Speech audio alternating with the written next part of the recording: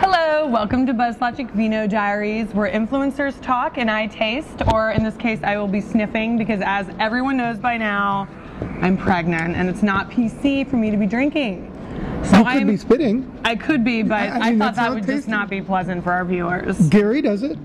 That's true. If Gary V does it, you can do it. Get me a bucket to spit in? No, it's fine. Oh my God, he called my bluff. Well, we'll see what happens. We'll see what happens. The wine. I hear this is a fabulous wine. It is, ChrisHeuer. It's a wonderful vintage. I want to welcome you to Vino Diaries. We're here at District Wine Bar. I'm Valerie Combs, your host. And we're going to be chatting with Chris about a number of thought-provoking and fascinating things. But before we do that, we're going to try our wine. This is Hitching Post Generation Red. Now, little known fact, this was featured in the movie Sideways that we all loved several years ago. And it is a combination... I thought it was kind of creepy. I know. Well, it never lives up to the hype when it gets hyped up. Well, the dark, like, twisted, break people's hearts movies, I just never got into. Yeah. No. It's Cab Franc, Merlot, and Syrah. So give it a go. I'm going to refrain from spitting and just smell it. It does smell delicious, though, I have to say. Kind of like, smell the cherries. Oh, yeah. Oh, yeah, some ripe cherries. Is it smooth? It kind of... No, it's got that big, bold, tanniny face on the back, taste on the back. It's got a bit of acid. This would be really great with, like, probably some duck, actually, which is actually surprising. Actually, that... Good call. It seems like that would be the case just from smelling it. Yeah. But it's got that tanniny stuff on the back end, so very nice. Well, you sniff that and look at that. Well, I'm not going to sniff that. I'm going to finish it. And let me talk a little bit. I got to get back to work, so. Yeah. So Chris, for everyone I'm sure is watching knows Chris well. I mean, he's kind of a social media, I don't know. Don't say it. I work with people and don't. Well, I don't know. Let's use the terminology from ad hocnium and call him a creative catalyst. There we go. I like that one. We're going to talk a little bit about ad hocnium and more kind of why you started it and what your goals are and just what's going on right now in general.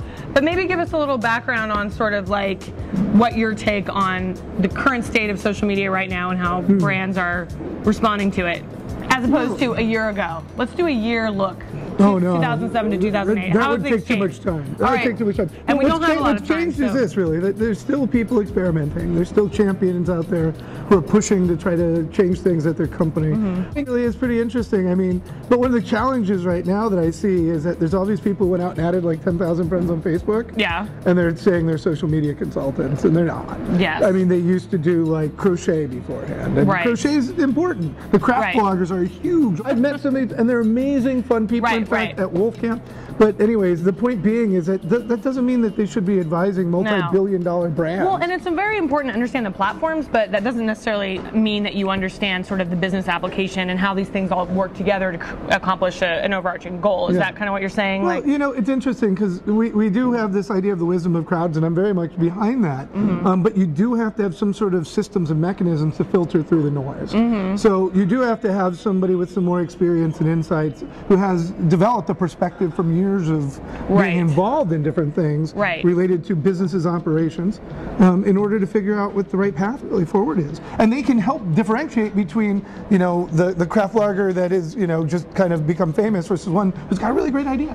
Because great ideas can come from everywhere. That's the point. But, you know, we still have to have a method for evaluating them because the people in charge of large companies have to rely upon their subordinates to actually help advise them. They can't have their attention to everything.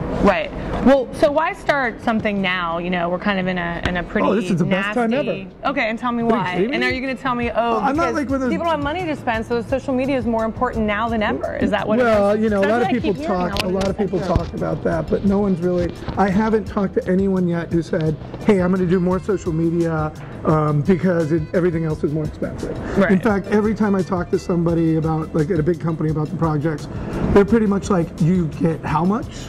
I mean, they think it's like free, and it's really ridiculous. So actually, I've seen a lot of projects die because they expect to spend $10,000, and the reality is it's $150 for what they want to do because they've got 5 different product lines. And, you know, but the way I see it right now is still that there's a growing need for those reasons. I mean, we've seen the cost efficiencies come out when you develop a great product that has great word of mouth, you know, like my trusty iPhone that I now can't live without. That has Nice this case. razor. Oh, it's Ted Baker. I got it in London. I was so excited. No, it's pretty sweet. I know, I'm being all metro. I can't help it.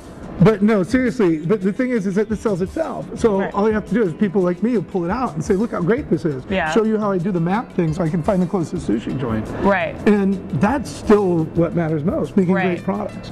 So I Right. think marketing's role and communications role is about getting involved earlier. To be Yeah. able to talk to more of those people. Right. And actually that's kind of the principle behind Ad Hoc. And we try to bring together 10 really smart people with great perspectives to drop in for a day or a half day to work with our clients to help them create new ideas. Right. So we can innovate and ultimately transform their company. Okay, so Ad Hocnium, new unagency, founded by Chris. Yeah. So let's just to kind of frame it up. I mean, Sure. what are you guys bringing to the table that's different? How is it? What's an unagency? Yeah, well, you and know, why would I want one? Yeah.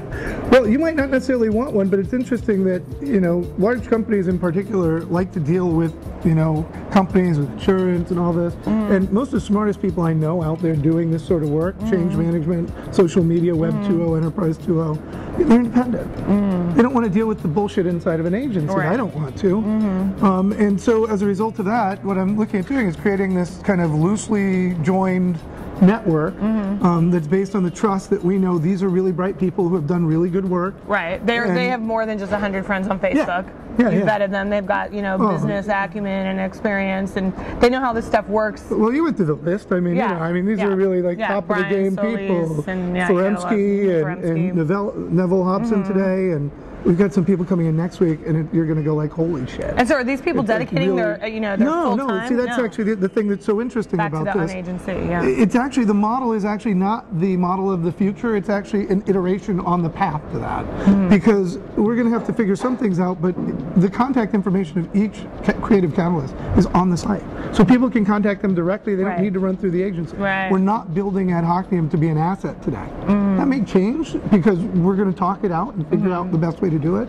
But right now, it's just we're all working together and we're trying to get each other work, and we're sharing our expertise with each other. And we're coming together to say, look, there's something more here. And we can do that and still have our own independent lives and make our own schedule and choose our clients. And we don't have to deal with the agency politics. What makes you most excited, before we wrap up, what makes you most excited when you think about the opportunities in 2009? You know, I think that there are.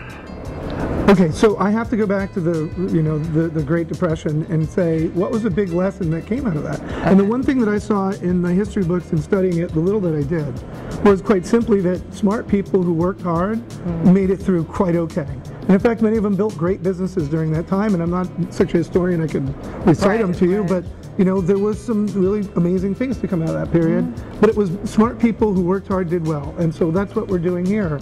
I'm trying to make sure that happens. Right. So I found the other smart people I know to bring together to kind of work to that. So I think that this is a great time to come together with people you trust and who are smart and good at what they do, and get past all the traditional Silicon Valley roulette politics BS and find new ways to work together. Yeah, cool. Well, that is a very excellent note to end on. Thank you so much for coming by and chatting about Ad Hocnium. I'm going to Check it stay out. for a while. I got to finish this. So. Absolutely. I know you barely touched it. Anyway, thank you so much for joining us. Check out Ad Hocnium when you get a chance. And till next time. And keep smiling for the future. It's going to be bright.